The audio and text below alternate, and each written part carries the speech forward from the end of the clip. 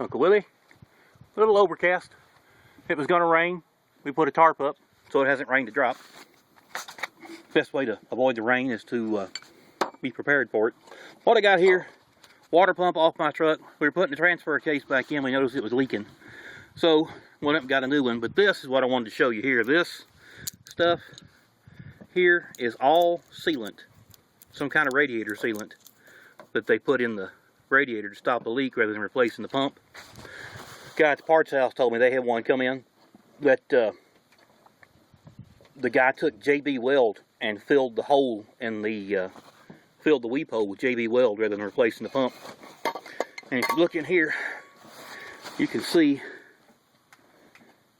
some more of the sealant down there, down in here. If you're going to use it according to the directions. Don't just pour it in there and go with it.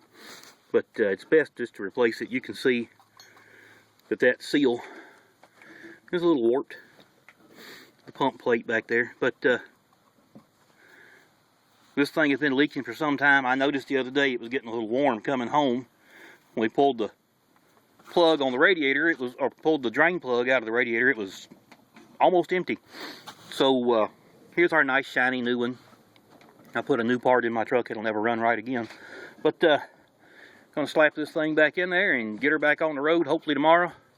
There's Stephanie hard at work pumping fluid into the transfer case with her little transfer pump there. And